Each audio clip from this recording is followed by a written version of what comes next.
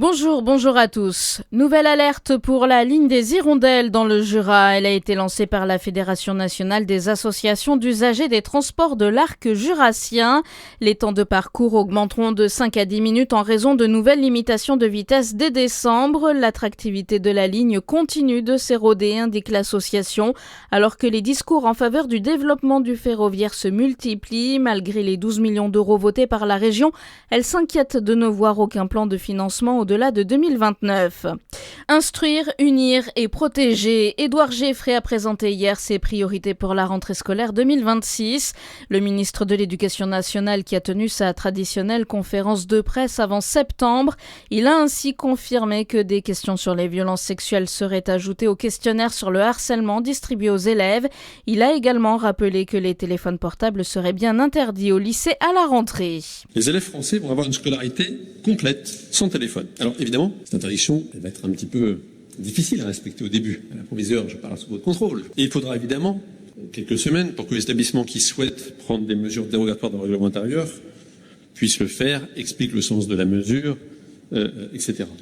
Mais aucun argument sérieux ne permet de soutenir qu'un téléphone soit indispensable en cours, quand les écrans fragmentent l'attention, perturbent le sommeil et appauvrissent les relations sociales.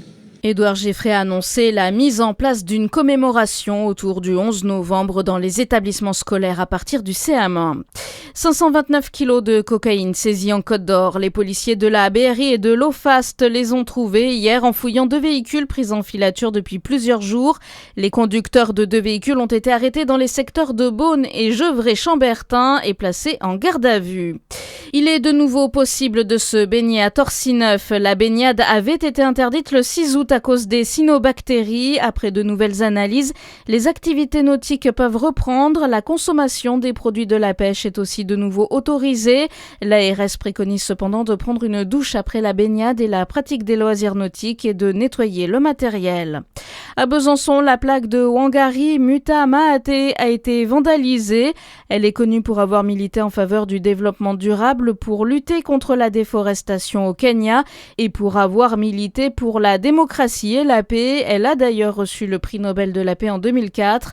Sur la plaque, une phrase écrite au feutre blanc dénonce la migration venue d'Afrique.